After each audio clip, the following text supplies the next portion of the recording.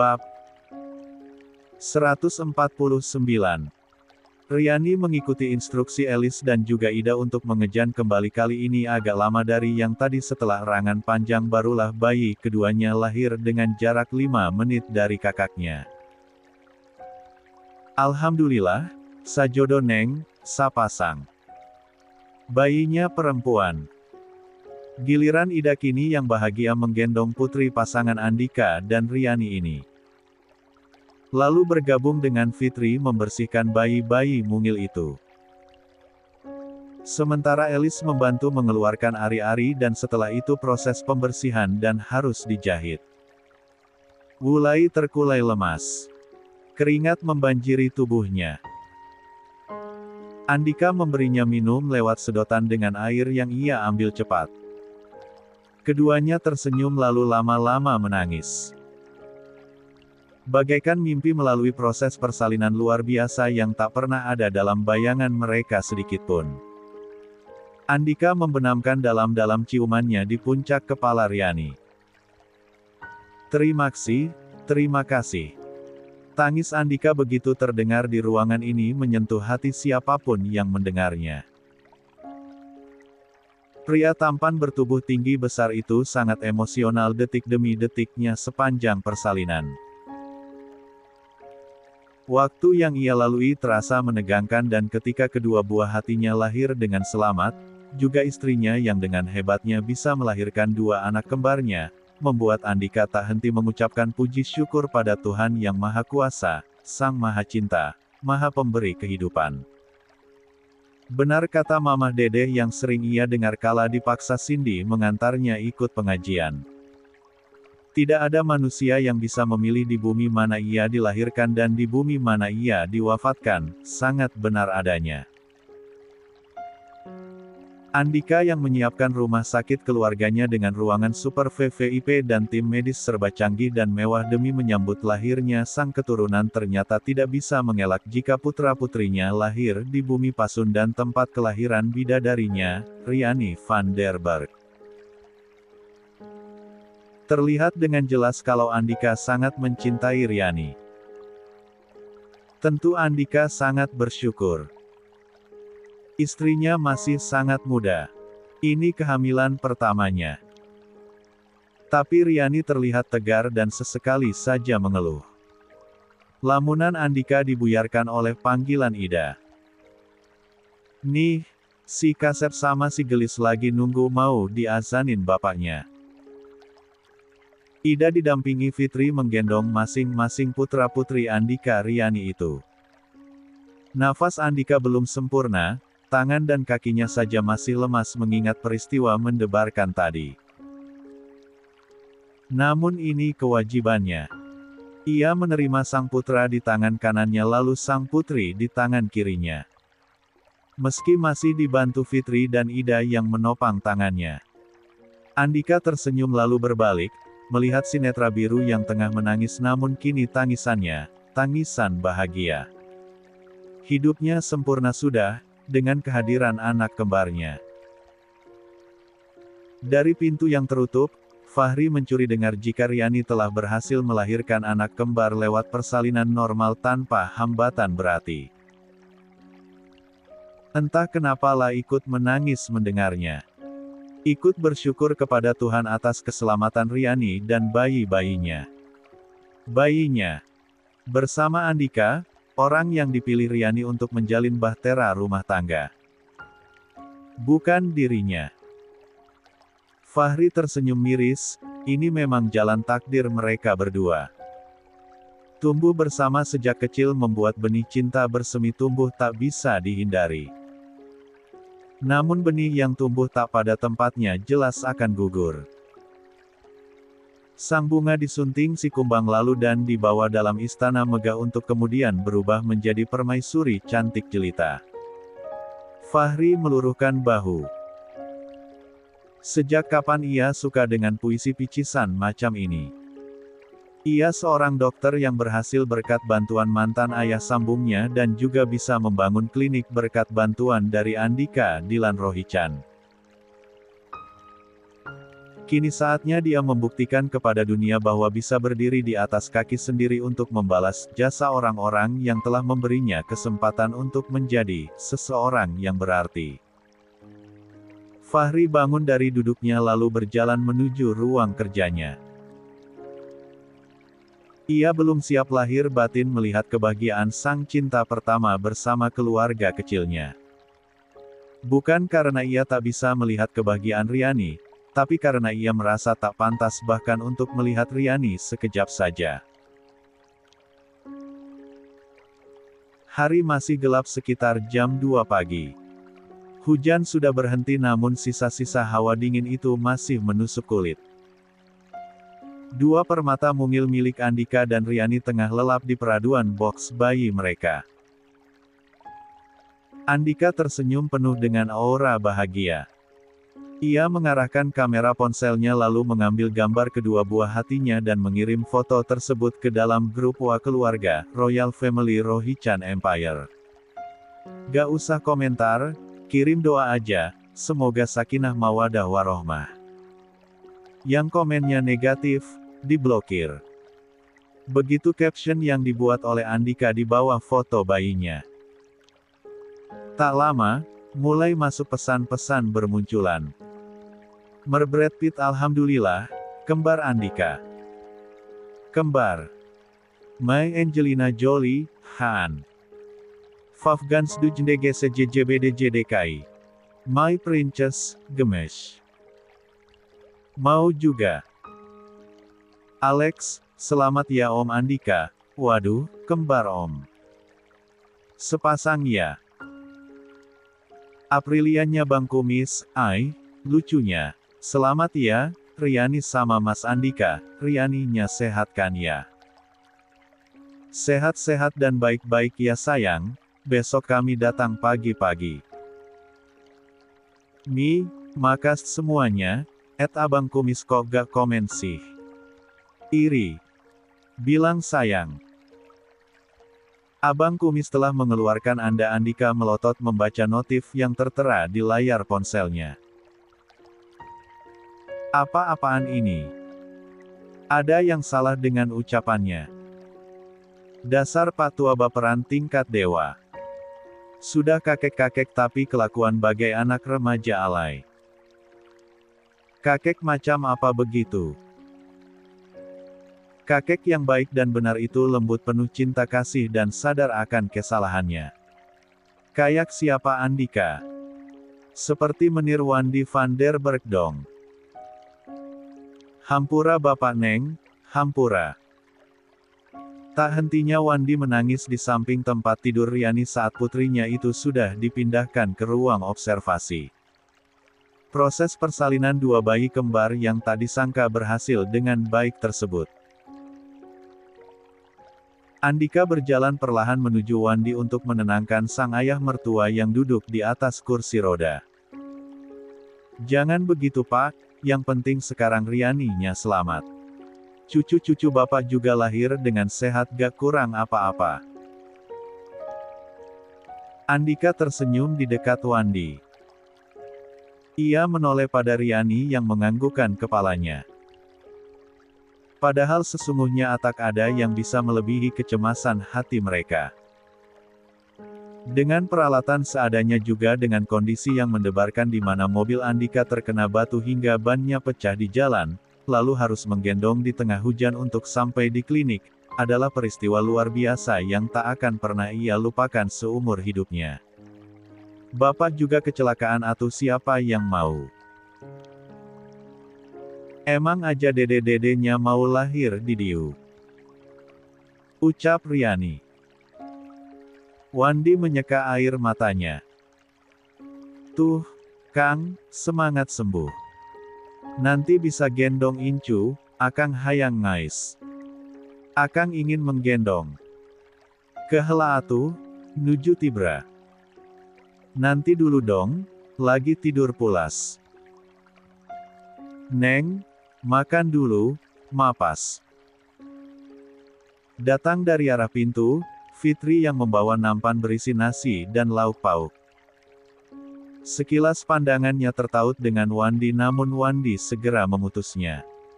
Fitri terdiam sebentar menyadari bahwa mereka bukan siapa-siapa lagi dan memaksakan senyumnya. Nih, Mami udah masakin sayur bayam sama ayam goreng, gera dimakan dulu. Riani diam sebentar dengan wajah datarnya. Melihat makanan menggoda selera itu yang ditata rapi di atas. Meja kecil khusus lalu ditaruh di atas ranjangnya. Restu memboril kursi roda Wandi dan mengambil tempat agak jauh dari sana agar memberikan jalan bagi Fitri. Gak usah repot, kami bisa pesan makanan. Tolak Andika. Ngapain pesan? Udah biasa Mami mah setiap ada yang lahiran, dimasakin makanan yang udah ada di kulkas. Karena abis lahiran de perut kosong, lapar, tenaga juga terkuras, hayu gera dimakan. Bujuk Fitri dengan penuh harap. Riani menoleh pada Wandi yang tak sekalipun melihat mantan istrinya tersebut. Kemudian Riani menjatuhkan pandangannya pada sang suami. Netra birunya terangkat seolah menanyakan bolehkah dia makan. Andika terdiam sebentar lalu maju ke arah meja kecil itu dan mengambil 1 sendok sayur bayam lalu dimasukkan ke mulutnya. Setelah itu memotong daging ayam dan menyendok nasi lalu memakannya. Fitri mengerjapkan mata mulai paham dengan apa yang dilakukan Andika. Moal diracun iya atuh. Gak bakal diracun. Suara Fitri cukup mengejutkan siapapun yang mendengarnya. Kecuali Andika yang cuek. Siapa tahu kan? Restu terkekeh dibuatnya. Memang kalau orang dasarnya pernah berbuat salah, meski berbuat baik bak malaikat sekalipun tetap akan dicurigai. Teh, gak mungkin Mami mau celakain Riani, aya naon ce. Datang Ida dari arah pintu membawa beberapa cangkir de panas. Fitri enggan menjawablah, hanya cemberut lalu mengambil langkah dan berdiri di dekat kursi roda Wandi. Ida menata cangkir-cangkir de itu untuk semua orang yang ada di ruangan. Riani yang mulai merasakan perbedaan pada mantan ibu sambungnya itu, jalu membuka suaranya. Nuhun Yami, udah bantuin proses peralinannya Riani. Fitri menoleh, ia tak bicara hanya mengangguk dan terlihat jelaslah menahan rasa sedihnya. Andika mengambil piring nasi dan menata lauk pauknya kemudian duduk di samping Riani dan dengan telaten menyuapinya. Sebulir air mata Fitri jatuh lagi. Riani, yang ia sia-siakan selama ini dan sadar telah mendapatkan perlakuan tak adil dari ayah kandungnya sendiri karenanya, kini telah mendapatkan kebahagiaan. Andika terlihat sangat mencintainya dan tak ragu untuk selalu melindungi dalam keadaan apapun. Maafin Mami Neng, Riani pantas bahagia. Riani, anak Mami anu gelis. Ucap Fitri dalam hati dengan mengusap air mata di sudut netranya. Wandi melihat ketulusan itu. Ia bersyukur Fitri menyadari kesalahannya dan membantu persalinan sang putri. Yo ae.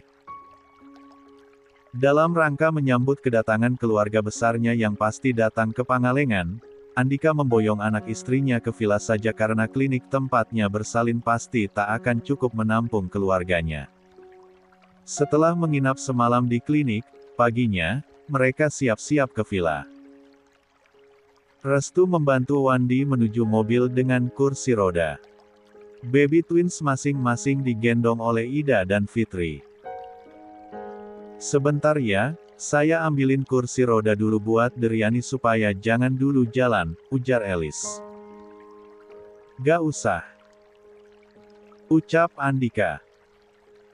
Tanpa ragu, ia mendekati Riani lalu menggendongnya ala pengantin. Seketika Riani langsung melingkarkan tangannya di pundak kekar sang suami. Yang melihat adegan romantis itu pun mengalihkan wajah mereka dan cepat-cepat berjalan menuju depan, tepatnya ke arah mobil. Riani dan Andika tak bicara. Hanya netra mereka yang beradu pandang sambil sesekali Andika melihat ke depan agar tak kehilangan keseimbangan. Mereka tak peduli jika menjadi pusat perhatian orang yang berada di klinik, termasuk Fahri yang setelah melihat keromantisan itu lalu mengambil jalan yang lain. Ia memutuskan untuk tidak pernah menemui mereka.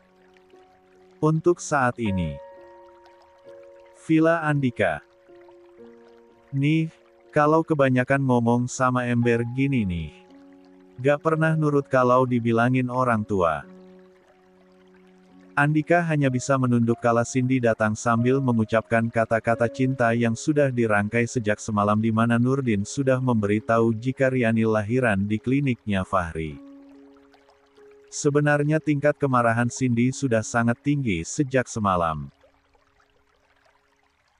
Bahkan ketika di dalam mobil menuju perjalanan ke Pangalengan pun Cindy masih terus mendumel, tapi ketika menginjakkan kaki di klinik dan melihat wajah cucu-cucunya, kemarahan itu sirna berganti dengan sedikit kalimat nasihat saja. Ya, meskipun nasihat versi Cindy cukup untuk membuat seorang Andika terdiam tak mampu membantah. Apalagi Riani, tangannya sudah gemetaran sejak mertuanya datang. Mereka berkumpul di ruang keluarga villa mewah ini. Dengan Cindy dan Bayu yang menggendong masing-masing cucu mereka. Kan mama udah bilang, udah bulannya, kalian malah pergi. Coba gitu kan. Kalau merasa pinter sendiri. Ucap Cindy sambil menggendong bayi perempuan Andika. Mama gak bisa bayangin itu pecah ketuban di mobil. Andika menggaruk kepalanya yang tak gatal. Enak Andika, gendong-gendong istri tengah hujan di jalan sepi. Tanya Boril yang dibalas pelototan mata oleh Andika. Nah, bener tuh kata Boril, enak Andika. Sembur Cindy lagi. Andika makin kesal karena merasa lukanya ditaburi garam oleh Boril, dan jika Cindy sudah duet maut bersama dengan Boril untuk memarahi Andika, maka anggota keluarga yang lain hanya bisa menonton. Gak kebayang deh mama. Ampun, ucap Cindy sambil menciumi selimut rapat di dada cucunya saking geramnya pada Andika. Haan. Ngeyel sih lo. Andika mengangkat kepalanya. Biarin. Yang penting kembar. Andika. Tegur Bayu dan Cindy bersamaan. Cek, udah dong, hari bahagia aku sama Riani nih, jangan diomelin terus. Rajuk Andika duduk samping istrinya lalu mengangkat kedua tangannya dan menyatukan di atas dada.